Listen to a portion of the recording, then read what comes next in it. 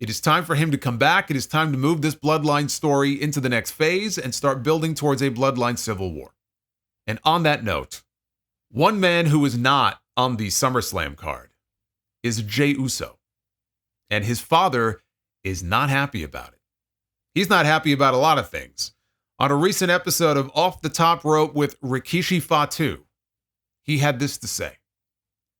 Why do you not push or give the most popular babyface in my eyes, be it my son or not, if the Yeet Master or the Yeet Man is over? I just love that he calls himself, not himself, he calls his son the Yeet Man. If the Yeet Man is over, what is the problem not giving this guy, some type of title or something? It would only be good for business, wouldn't it? I get hot when I'm talking about this because whether it's my son or somebody else, this kid worked hard. They conquered the tag team division. What else is there to do? Now he breaks off with Yeet. He does his thing here, and then it's not like they're giving the gas pedal to him. It's almost like I want to come back with that promo I did a while back. Now I can add Jey Uso has been held down. High Chief Peter Maivia has been held down. Atha and Sika have been held down. Rikishi has been held down. Damn it, I said that interview 25 or so years ago, and now we've come up to 2024, and we got a Bloodline that is being held down? Come on, why? Give me a good explanation why. SummerSlam, where is Yeet? I don't know. Let's write him in like he likes mommy. That's the best those writers got? Let's write this guy into a relationship with mommy? What are you trying to do? Break up his marriage? You can't put him in a good storyline, so what are you going to do now? God forbid you guys try to tell him or tell her to tongue kiss each other on Raw. Shit, that better not happen. He was all over the place there, as you could see, with his opinions. This is not the first time that Rikishi has complained about the way that they have booked Jey Uso. When he lost to Gunther in the King of the Ring, he was concerned about that. He was not happy about that. When he failed to win Money in the Bank, he was not happy about that. Now, to be fair, it is pretty crazy that, we're less than a week out now from the second biggest show of the year, and Jey Uso doesn't have a match on the SummerSlam card when you consider Jey Uso wrestled Roman Reigns in the main event of last year's SummerSlam for the WWE Championship. Like, he was in the main event of last year's show. He's not even on the card unless something gets added tomorrow night on Raw. As of this moment, he is not even on the card. And he is even more popular now than he was then. What we have here is a father sticking up for his son. Nothing wrong with that. I get it. He wants the best for his son. And it's frustrating for him to watch this. And that's very admirable. But I will say this. Jey Uso is probably making more money right now than Rikishi made his entire career. He's in the main event of the show almost every single week. And it's pretty fucking clear to anybody watching the show, he is going to be involved in this eventual Bloodline Civil War story. Right now, the title scene, it's occupied by other people. Gunther is on the cusp of becoming the World Heavyweight Champion. That has been the plan now, I'm sure, for months. And it was the plan when he won the King of the Ring.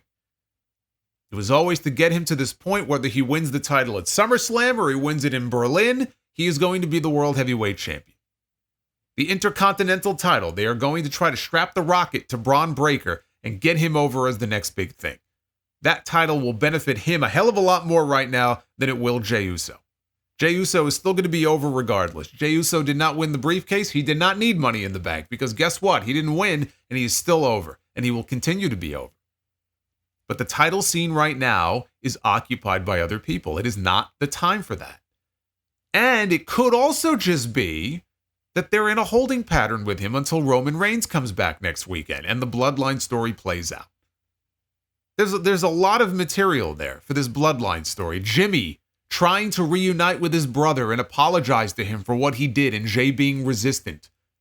I mean, Jey Uso should not just automatically forgive these people for what they did to him. Roman Reigns made his life hell for fucking 3.5 years. His brother cost him the WWE title in the main event of SummerSlam last year. So, yes, they're eventually going to be reunited, I'm sure. But this story, you've got to let it marinate and take time. And when Jimmy comes back and Roman comes back, one by one, not necessarily at the same time, they should be seeking, forgiveness. Or they should be going to Jey and saying, hey, look, I need you. Right? I know what happened in the past, but I need you. We were wrong. We need you. And Jey should be resistant. He should say, you know what? I haven't forgotten what you did to me, and I got my own thing going on here. So it shouldn't just be a case where, like, on 1 or 2 episodes, oh yeah, they all make up and it's kumbaya. Roman, the story of Roman trying to make amends with both of his cousins because he needs them. And the last thing Jey wants to do is help him after all the shit that he put him through. Where might Sami Zayn factor into a reconciliation? I mean, there's months worth of story material there. Jey is in a great spot right now. That WrestleMania match with his brother did not do him any favors. But he came right back in France, like a month later, and you saw the reaction he got everywhere he goes. So he's going to be just fine. But I damn near gagged on my lunch when I read that part about the Bloodline being held down. I mean, is he for real? The Bloodline is being held down? The Bloodline is all over the show every week. The Bloodline is growing by the month.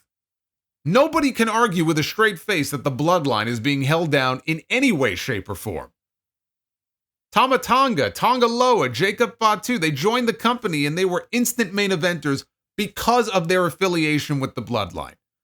You know how many people would kill to be in the spot that they're in right now?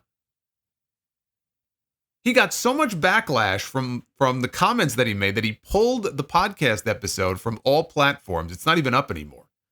There's nothing wrong with a father cheerleading for his son, but there's fair criticism and then there's just delusion.